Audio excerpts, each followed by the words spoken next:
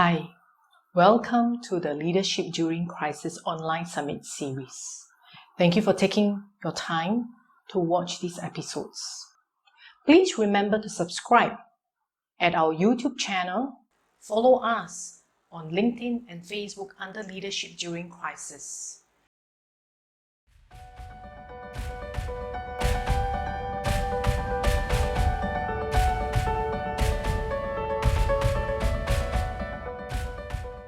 What were the key things your organization or yourself took to basically address this particular crisis and overcome it? Okay, it's a very timely question because I just had a town hall meeting with my entire team and we were looking back at what we did leading to this event. So I still remember the date clearly. On October 19th of 2019, we actually pushed the panic button on that date. And we didn't know at that time that it's going to be a health crisis. We didn't know it's going to be a pandemic. What we did know was we had to save a lot of money, 6 months of cash. And we need to restructure loans, and we pushed the panic button early. So that's what saved us. And I mean, this is not helpful to most people who didn't panic early, and most people are panicking now. So what would be helpful to someone to turn around the situation is, first of all, I think there are 4 things that we actually did right at the right time. The first thing I would suggest that any company or any individual do is to open up all lines of communication.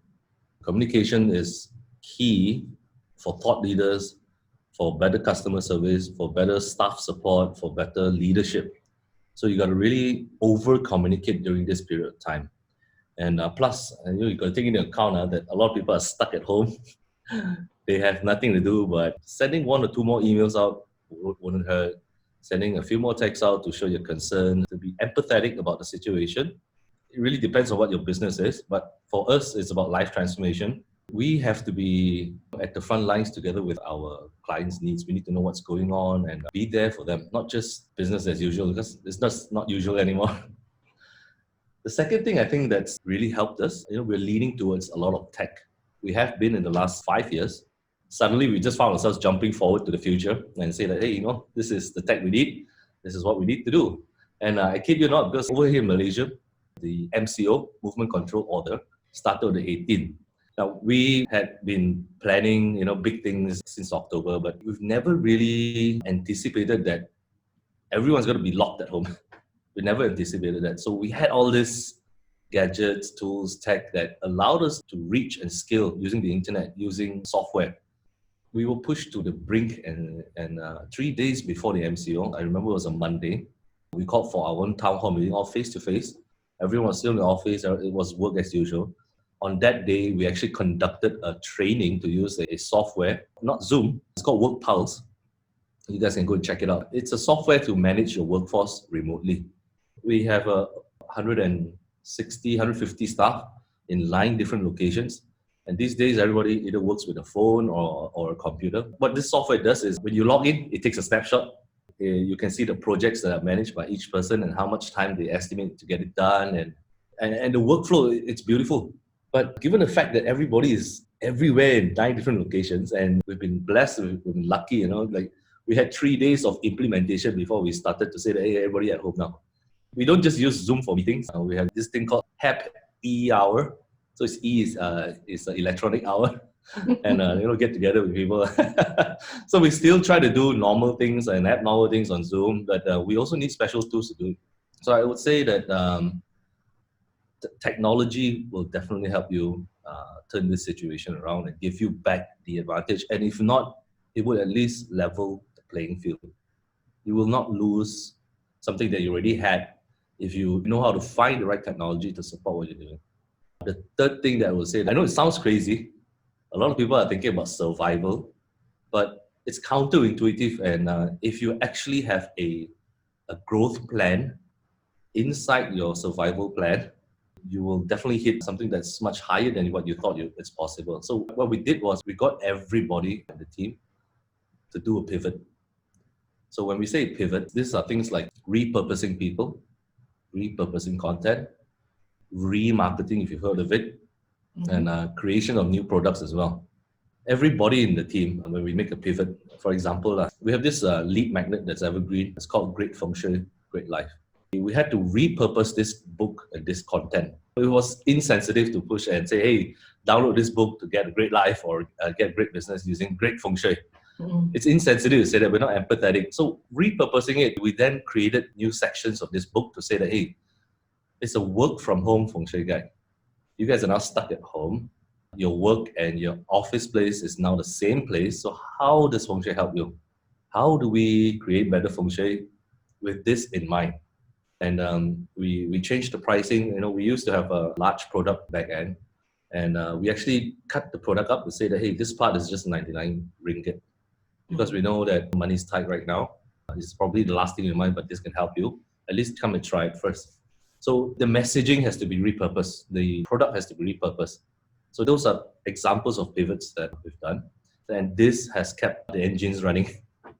I think the fourth thing and the final thing, which is really important, is for leadership to step up. So I mentioned earlier about communication. Now, communication is at all levels. It's not just leadership to staff. I think from the standpoint of also peer-to-peer, our business to customers, our business on social media, everywhere. But for leadership, the teams that you establish within the bigger team, I think you only have to get the leaders to ask two questions. The first question is, how do we save money? The second question is, how do we make money? Now, these two questions are very powerful questions, because under normal circumstances, under normal working operations, somebody in an administrative role, for example, in HR, this question or this goal would never be the KPI. Somebody from finance, if their daily job was doing accounts, sales is just a number to them that they compute into the system. But when you get your team members, each individual, to ask this question, things change, and you'll be surprised at the things they can contribute. I'll give you an example. The town hall meeting that we had earlier this week, somebody from finance, she's been with us for about 5 years. She's a very good bookkeeper, very good accountant. And she came up with an idea to actually dominate Instagram with her personal stories. She actually funneled new traffic to our $99 products, to our new books. Her approach to Instagram was pretty unique, because nobody would have thought of doing it. Not even the marketing team would have thought of doing that. Then she did stories, and then she journaled her journey about an encounter in metaphysics. So she had very unique perspectives on this thing, and I thought it's a good attempt. So that's why, when you ask the right questions, or actually you give them the two questions to ask, and you get your sub-leaders to ask this, their minds are very focused. The thing would be, I'm sure COVID-19 is not the first crisis that you have encountered. All of us would have encountered some kind of personal crisis. What are some of the lessons that you have learned that you would like to share with others? Look, we are a business built on reading the stars, but we are not invulnerable to a crisis. I mean, we're all human. Everybody is the same. We've had a technological crisis before. An example of one of our campaigns that we did online, the entire emailing system kaput the night before we were supposed to open the sales card. It's controllable because it's a very short crisis, and we can manage. But this crisis is, let me give you from perspective. In the month of March, we fell short of 60% of our revenue targets. In the month of March, it was only about 12 days of lockdown. There was a 100% drop in all our face-to-face events, 100% drop in cancellation of all our live events. So this is catastrophic. By normal means, it's catastrophic. Thankfully, we also have a digital company and digital arm to do this. The lesson here is this. I'll give you 4. The first one, we have to break some rules. Now is the future. We are living in the future. What we envisioned would happen 10 years from now, everybody working remotely with no office, is happening now. Now is the future. We have to break some rules, because the old rules don't apply. The old world is gone. And second thing, don't try to do everything yourself. We're all working from home, and everybody's got these ideas of cooking here. I can do this, I can do that. But you see, when we open up lines of communication, and when you have a team, don't try to do everything yourself. Get people involved, because that's how we can get through a crisis like this. The third thing is, if you have an organization of more than 10 people, go flat.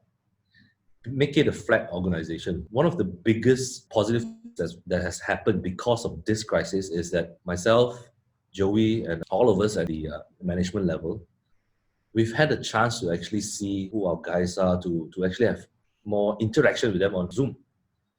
Because when you open up Zoom and you see the whole town is in there, and then whoever speaks or contributes, you actually get to know them. So this is actually a big bonus, because under normal circumstances, our town hall meeting is like once a month for the HODs, and once a month with the sales heads, and once a month with finance. That's it. And we spend so little time together. Every time we do talk is elevator talk lah. Now that we're all stuck at home, we actually focus more on this window, that the only window that we have to the company.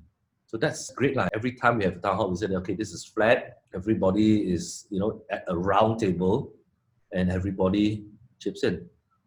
At first it was hard lah, and then being Malaysian and I think even Singaporeans were more conservative, not confrontational, and we're getting there. We have been getting more ideas, and once others see this, they contribute. So a flat organization at a time like this is perfect. Last thing that we learned is we've never thought we miss the office so much lah. So we need to treat the office with more respect lah. I think this is not just from me. I think our heads also. Working from home has its challenges. It also has its benefits lah. But we'll see lah. We'll see how it goes. It's still a developing story.